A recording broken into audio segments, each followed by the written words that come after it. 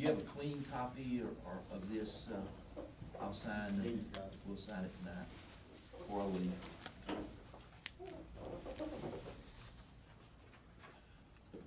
Item number 11, we're going to talk about IT, technology infrastructure. So, Larry, I guess you're up.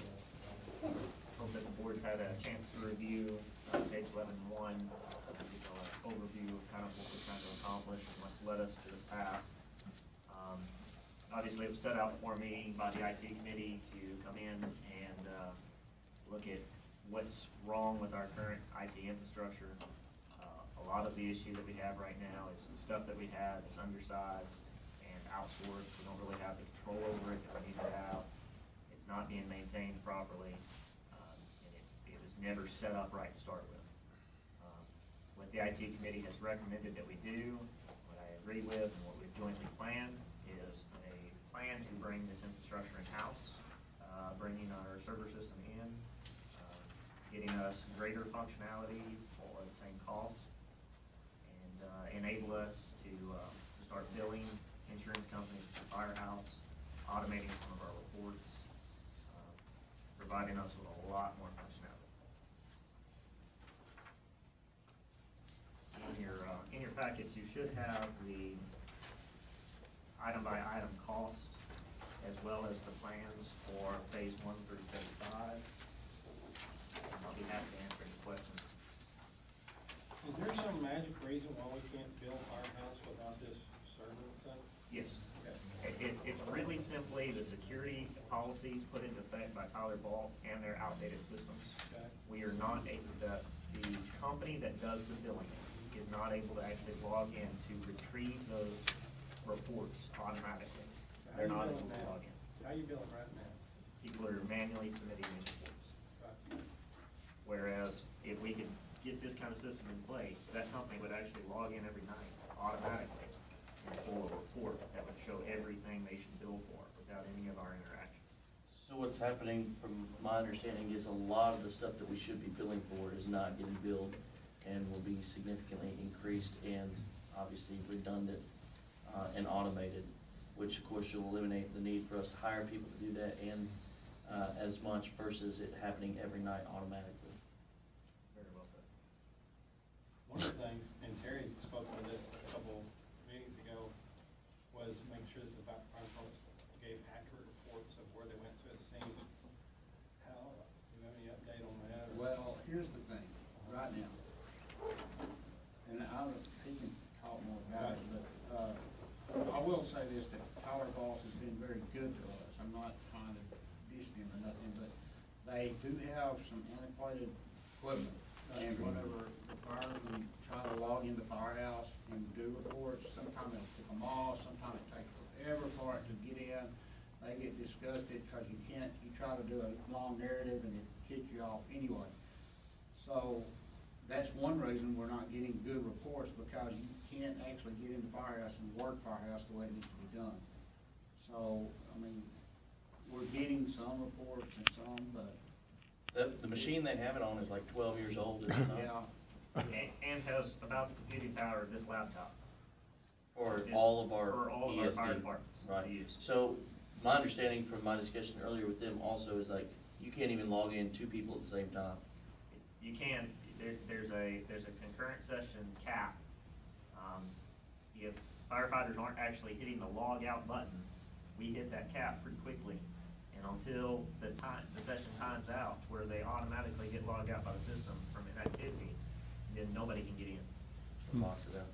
What are we paying roughly, ballpark, Tyler Ball? About $6,000 a year, I think. 6,600. We're paying them $6,000 a month, I mean, a year roughly. About, yeah, around 6,000 a year. What was it you said that you anticipate lowball would be the actual reimbursement on the billing? We're saying overall in the county, I feel like $8,000 a month billing the insurance company for calls we make. That's actually what comes to us after it's all said and done, billing's done, everything like that is handled, actual net income. Which obviously would pay for itself. This system pretty will pay darn for quick. itself. Yeah. But on top of that, Within not 2 only are you years. paying for itself, but you're getting so much more functionality than what we have now. You're getting streamlined communications, you're getting a better training platform where we can actually make some of our own online training classes. You're getting, being able to bring our website in-house, consolidating, getting away from multiple vendors. There's several things that we're gonna get out of this. Also, am I correct in saying that this is eventually gonna help us on our mapping system that we're gonna try to get in the trucks? This would also, yes, be responsible for running the access portal that we're building, the administration side of things, payroll, timekeeping, inventory control, and to get us a lot more insight in things than what we have now. Okay, on billing, I'm very much for billing what I call any, across the border, anything we go across Smith County border, we go out of our territory. I'm loath to bill inside of ESD too, because the way I look at it, people are paying a tax, it's like they're buying into an insurance program.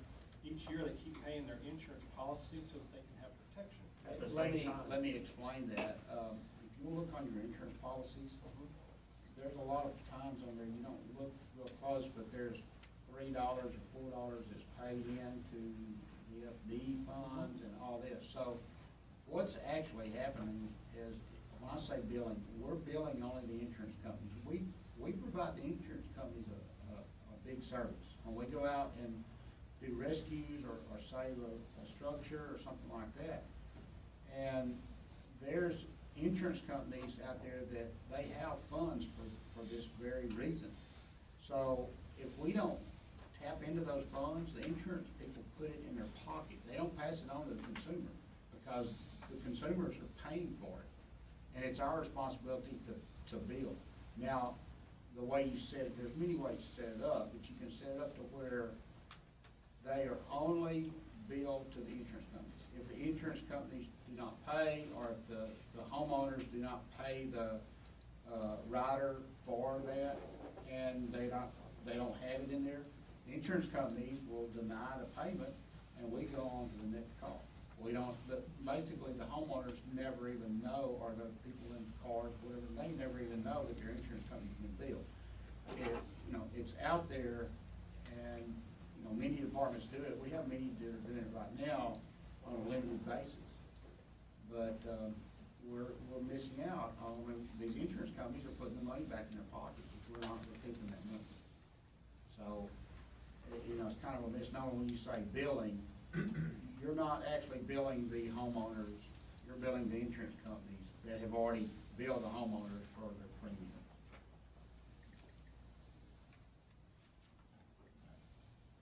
I hear you, there's pros and cons, it could be, by the taxpayer looks at it as a double tax. I hear your argument, so I'm not a big fan of insurance companies, and I definitely want us to start billing these out-of-territory calls, it's big to me, that's for sure. Well, I see the billing is just a plus icing on the cake for the infrastructure we put in place for all the other benefits, streamlines the efficiencies of our administrative operations for that. So we're looking, he's asking for $130,000 to complete all the different phases. So that would be the rest of the money we had set aside. With the rest of the truck budget, Randy. Yeah. Y'all don't come crying to me when your trucks break down, we ain't got money to fix them, okay? We got Don't it. come crying to me. Real quick, Paul, to that effect though, this is gonna set up the skeleton that we're able to build the Yeah. rest on, which is gonna very much streamline our costs and our expenses, bring a lot of stuff in-house, and really make this a well-oiled machine. It's a win-win, Tom. I think so. All right, so after, if we get this in place, there'd be no more power vault. And We would, It's a capital investment is what it is, not just spending your money, it's a capital investment on the growing demands that we've got. and one thing that I want to see them checks. the board needs to understand, Chief Hargis, are you here? Yes. Uh, He went to sleep. This is planned on being built in his fire station, which is owned by ESD. But he came to us and basically volunteered, said, we've got the place. Larry looked at it, Larry knows they've got a perfect place. All of the labor for for building the building or remodeling the inside of that building and doing the work is gonna be in-house with a volunteer. So we're not going to be paying any labor other than the, you know, our salary of our IT guy to build it up. But all of the other, actually building the room or closing the room off and doing the insulation and air conditioning, whatever, is gonna be done by the volunteer. So we're not paying any labor. And I don't want that to be missed by the board. I think that's huge, because that It is. saves many dollars right there. Do you have anything to add to that, John? No, you pretty well hit it. I mean, they asked me about it, and I'm all for it, because it's something that will help everybody in the county. We've got the room for it in our upper loft of the station, so I'm game with doing it down there. So happy to help them. One other thing to me that's just huge, I think some of the chiefs will agree, this, after this is set